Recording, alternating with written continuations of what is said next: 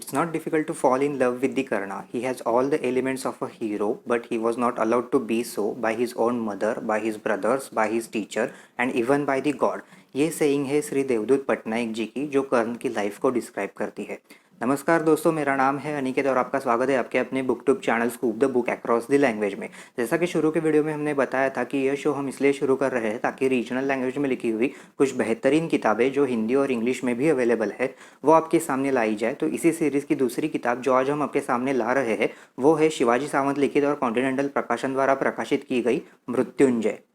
तो शुरू करते हैं review with the writers introduction. तो इस किताब के लेखक है श्री शिवाजी सावंत, जो बेसिकली कोल्हापुर सिटी महाराष्ट्र से बिलोंग करते थे। अपने जीवन में एक रिनॉन्ड ऑथर होने के साथ ही साथ वो एक टीचर और एक एडिटर भी थे।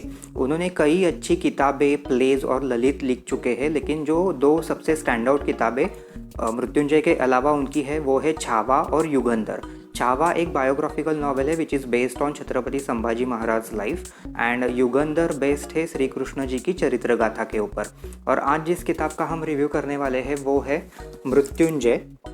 ये किताब बेस्ड है महाभारत के इपिक कैरेक्टर कर्ण के लाइफ के ऊपर। इस किताब को भारतीय ज्ञानपीठ का मूर्ति देवी अवार्ड मिला है और ये अवार्ड मिलने वाले श्री शिवाजी सावंत सर मराठी लैंग्वेज के फर्स्ट ऑथर रह चुके हैं। और इसके साथ ही साथ इस किताब के लिए बहुत सारे अवार्ड्स मिल चुके हैं, जिनमें केंद्रीय साहित्य अकेडमी का अवार्ड भी शामिल है।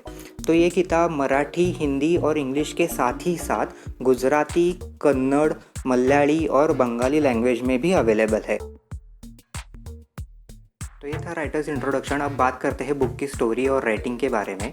ये बुक शुरू ही होती है कर्ण के नरेशन के साथ, जहाँ पे कर्ण ये सेंटेंस से अपनी कहानी बताना शुरू करते हैं कि हाँ, आज मुझे कुछ बोलना है। भले ही मैं कालवश हो चुका हूँ, लेकिन जब जिंदा लोग मरे हुए जैसे बर्ताव करते हैं तब मरे हुए लोगों को ही जिंदा होके बोलना पड़ता है।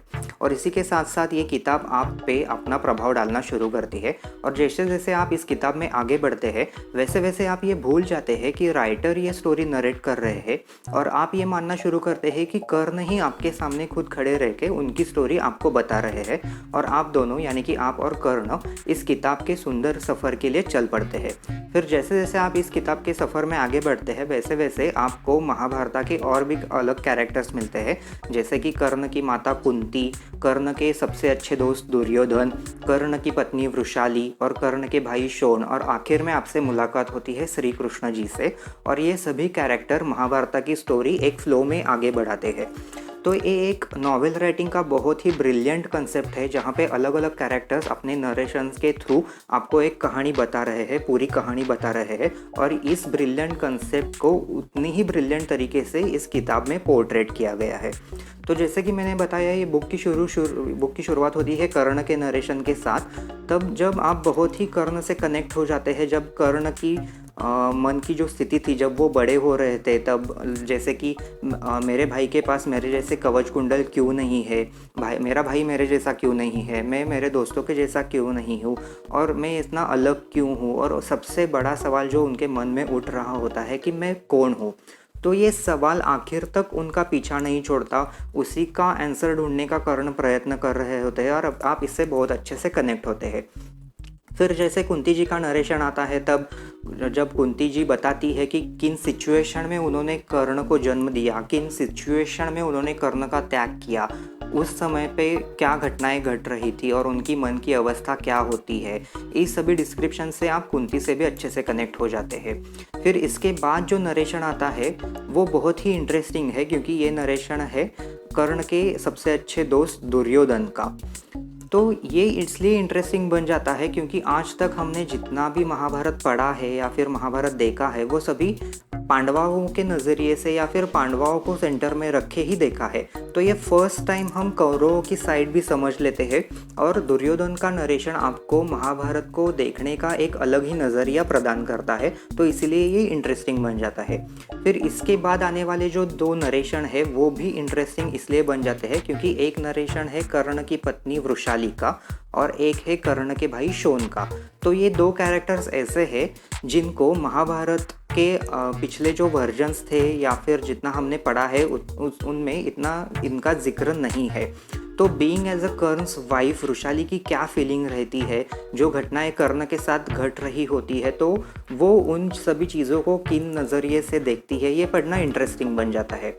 और अगर आप ये मानते हैं कि कर्ण महाभारत एरा के सर्वश्रेष्ठ योद्धा थे, अगर आप कर्ण से प्रेम रखते हैं, उनका आदर रखते हैं, तो आप शोन के नरेशन से बहुत ज़्यादा खुद को रिलेट कर पाते हैं।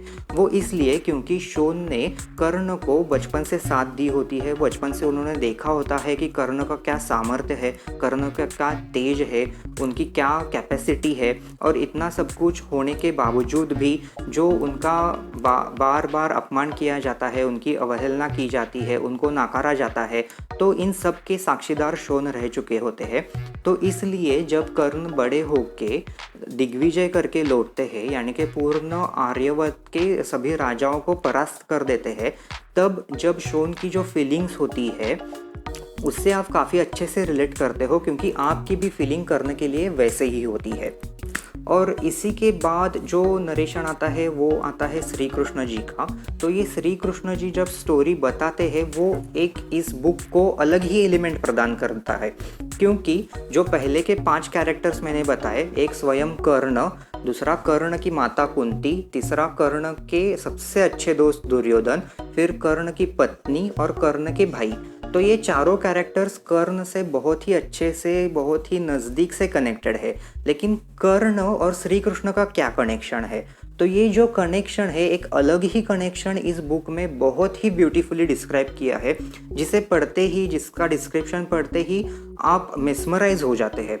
तो एक ये बुक की बहुत ही सुंदर बात है जिसको आपको पढ़ना चाहिए।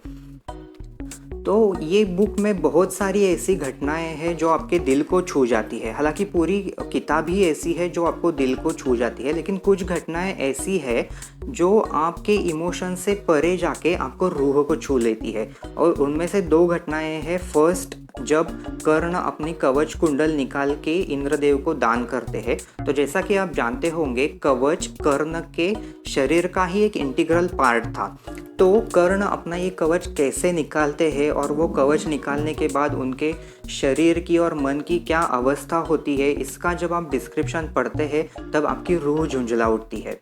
और मेरे हिसाब से किताब का सबसे हाई पॉइंट है किताब का एंड, जहाँ पे कर्ण की मौत होती है। तो ये हालांकि कोई स्पॉइलर तो है नहीं, क्योंकि हम सब लोग जानते हैं कि कर्ण की मौत कैसे हुई थी, लेकिन जिस तरह से उस घटना को इस किताब में डिस्क्राइब किया गया है, वो पढ़ते ही आप एट द सेम टाइम रोने भी लगते हैं, और एट द सेम टाइम आप कर्ण के लिए प्राउड भी फील कर रहे होते हैं, और आप में से ये फीलिंग निकल के आती है कि भले ही हमारी लाइफ कैसे ही बीती हो, लेकिन अगर मौत आनी हो तो वो कर्ण जैसी आनी हो।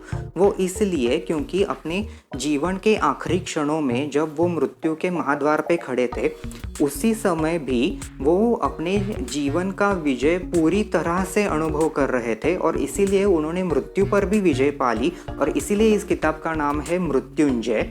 और इस किताब का इसके अलावा और कोई शीर्षक हो भी नहीं सकता था। और यही बात राइटर ने अपने बुक के फ्लायर पेज में, मतलब कवर के बैक साइड का जो पेज होता है, वहाँ पे डिस्क्राइब की है कि इस किताब का शीर्षक मृत्युंजय क्यों है। और ये किताब पढ़ने के बाद आप लेखक से पूरी तरह से सहमत होते हैं।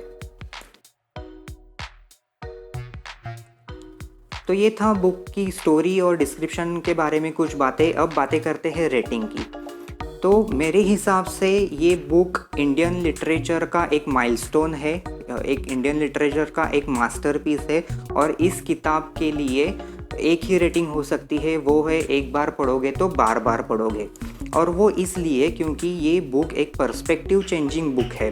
हमने पहले वीडियो में भी एक ऐसे ही किताब का जिक्र किया था, वो था पानीपत की, वो कैसे पर्सपेक्टिव चेंजिंग बुक है। लेकिन मेरे हिसाब से मृत्युंजय पर्सपेक्टिव चेंज करने में पानीपत से भी 2 कदम आगे है। और वो इसलिए क्योंकि हमने बचपन से महाभारत पढ़ी है, बचपन से हमने महाभारत के डिफरेंट वर्जन्स भी देखे हैं, लेकिन हर एक वर्जन देखने के बाद आपके मन में एक महाभारत के प्रति और उसके कैरेक्टर्स के प्रति एक फिक्स इमेज बन जाती है।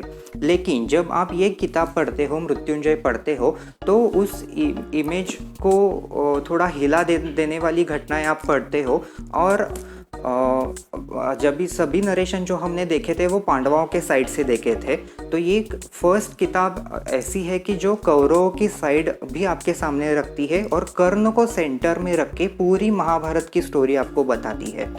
और इस किताब की एक बेहतरीन चीज़ ये भी है कि इस किताब में गलत चीज़ों को गलत ही कहा गया है, गलत चीज़ों का बिल्कुल भी सराहना नहीं की गई है। इसीलिए भले ही आपका पर्सपेक्टिव पूरी तरह से चेंज ना हुआ हो, लेकिन ये किताब आपको एक न्यूट्रल ग्राउंड पे लाके खड़ा करती है, जहाँ पे आप दोनों साइड्स को, कौरवों के और पांडवों के साइड्स को, बिना किसी साइड की तरफ बायस हुए दोनों साइड को एक न्यूट्रल नज़रिए से देख पाते हैं।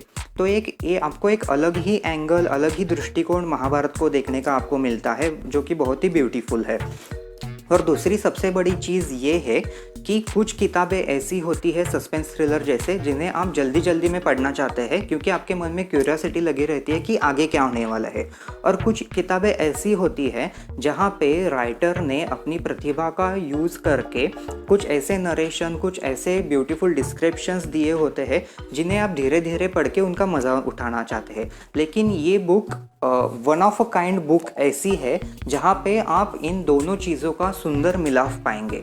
ये किताब पढ़ते वक्त आपके मन में उत्सुकता भी लगी रहती है कि अब आगे क्या होगा, और एट द सेम टाइम लेखक ने अपने शब्दों का जादू और अपने शब्दों के अलंकार कुछ इस तरह से बिखरे हुए हैं कि आप वो धीरे धीरे करके कलेक्ट करके उनका मज़ा भी उठाना चाहते हैं। तो it's a one of a kind book, it's a must read book. आपको ये बुक बिल्कुल भी मिस नहीं करनी चाहिए। तो ये था हमारा आज का रिव्यू। ये वीडियो आपको कैसे लगा ये हमें कमेंट करके ज़रूर बताइएगा, लाइक कीजिएगा, शेयर कीजिएगा और सबसे ज़रूरी बात सब्सक्राइब करना मत भूलिएगा।